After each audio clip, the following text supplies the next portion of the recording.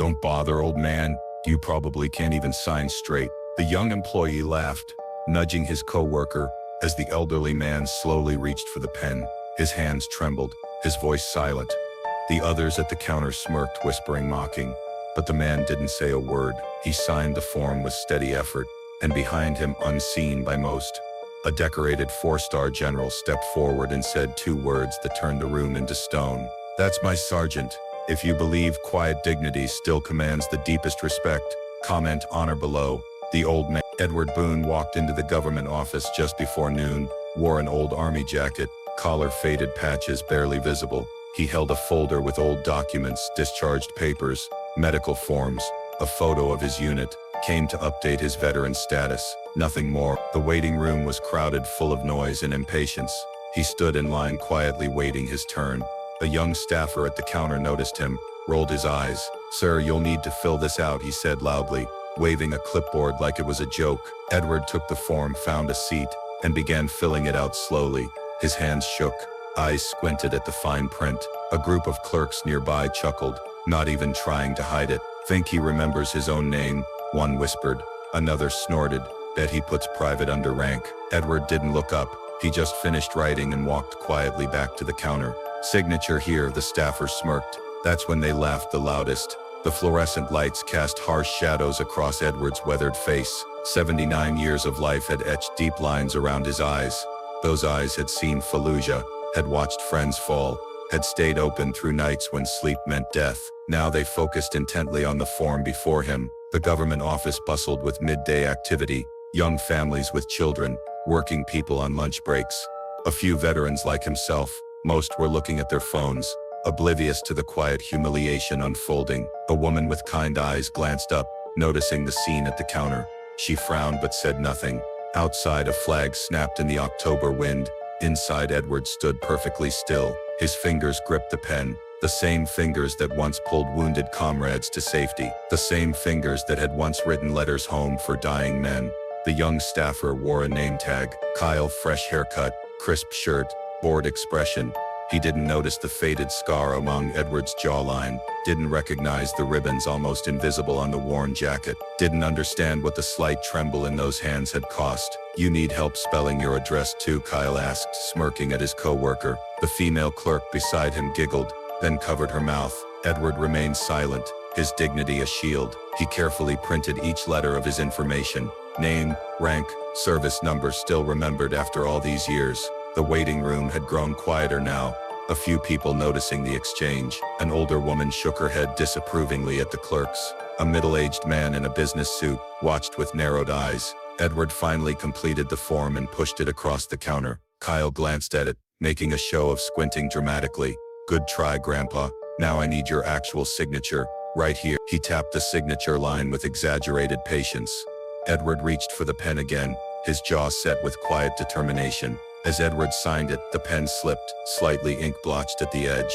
The staffer leaned in. "You sure that says Edward? Looks more like spaghetti." A small burst of laughter erupted behind him. Edward didn't flinch. He capped the pen, handed back the clipboard. "Anything else?" he asked softly. "Yeah," the staffer said.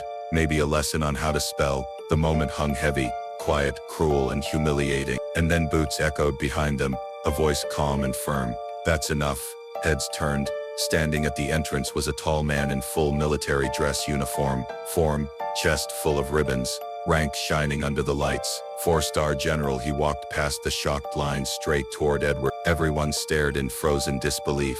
The general stopped beside him and saluted. "Sergeant First Class Edward Boone," he said loudly. "Saved 12 men in Fallujah under fire. I was one of them." The staffer turned white. His clipboard dropped onto the floor. The laughing clerks backed away, eyes wide. The general turned to the room. "This man didn't ask for your approval. He already earned ours." He put a firm hand on Edward's shoulder. "And if anyone in this office has a problem with how he signs his name, they'll have to explain it to me under oath." No one said a word.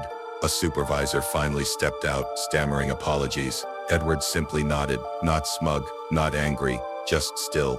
He turned to the general. "Didn't expect you to come. Didn't expect them to forget what a real soldier looks like," the general replied. The silence in the room was absolute. Kyle stared at his shoes, face burning with shame. The general's ribbons caught the light. Bronze stars, purple hearts, service medals from conflicts. Most in the room couldn't name, but it was the man beside him in a simple worn jacket who commanded the room's attention now. An older veteran in the waiting area stood up slowly, came to attention and saluted Edward. Others followed, a young Marine in civilian clothes, a middle-aged woman who whispered Navy as she nodded respect. The general turned to Kyle, voice level but eyes like steel. That signature you mocked? It's the same one on commendation papers for extraordinary valor under fire. Kyle swallowed hard. The same signature that released morphine for wounded men while bullets flew overhead. The general picked up the clipboard from the floor, placed it carefully on the counter. The same signature that volunteered for 3 additional tours when others went home. Every word landed like judgment. Edward placed a steadying hand on the general's arm. "It's all right," he said quietly. He didn't know. The general shook his head. "That's exactly the problem. They should know." The office supervisor approached, eyed badge swinging nervously. "General Harlan Drake, we sincerely apologize for this unacceptable behavior." Her voice trembled slightly. "I assure you this is not our standard of service."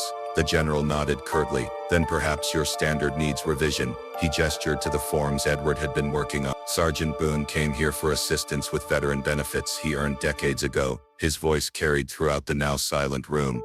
"Benefits paid for with blood and nightmares you can't imagine." Kyle finally spoke, voice barely audible. "I'm sorry, sir. I didn't realize." "That's right," the general cut him off. "You didn't realize because you didn't look." He pointed to Edward's jacket. "Those patches, 2nd Battalion 7th Infantry. The fade on that collar from Sun in Afghanistan in Iraq." He turned to the entire staff. "When a veteran walks through that door, you're not seeing an old man with shaky hands." His voice deepened with emotion. "You're seeing someone who wrote blank checks to this country payable with their life." Edward stood straight beside him, silent dignity personified. He hadn't come for this moment of justice, hadn't sought recognition or respect, had simply endured as he had been trained to do, as he had done through firefights and funerals, through pain and loss. But now in this fluorescent lit government office, surrounded by strangers, something extraordinary happened. The room previously filled with indifference, transformed into a space of profound recognition. "If you believe a single name can carry decades of sacrifice, comment, stand tall below." The next day, news spread across veteran groups online. General publicly defends former sergeant at records office. Clips from the security cameras were shared widely. A photo of the salute trended across social media with one caption: "He didn't need a voice. His history spoke for him." Veterans from all over the state showed up the next week to the same office. They stood in line quietly in support. A group of former servicemen offered to repaint the building, volunteer assist, new retirees.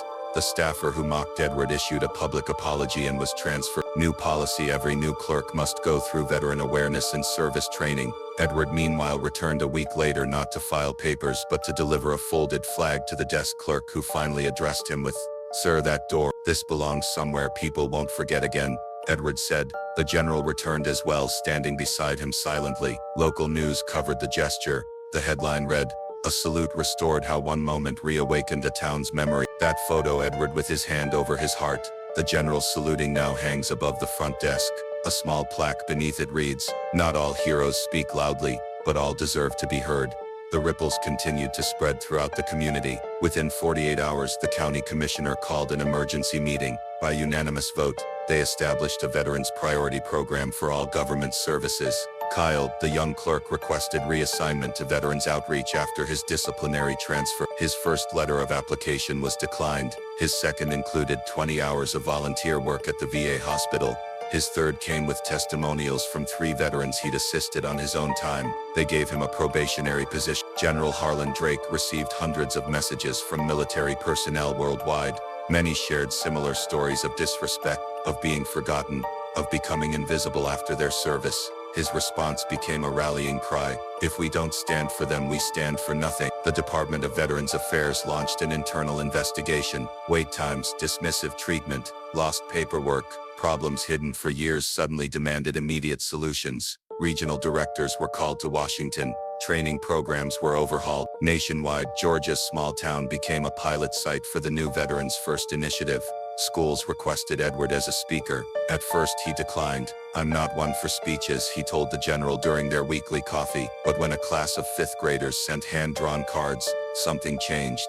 He visited one classroom, then another, never spoke about combat or glory. Instead, he taught them about brotherhood, sacrifice, endurance. The things that matter when nothing else does. A local filmmaker documented these quiet lessons.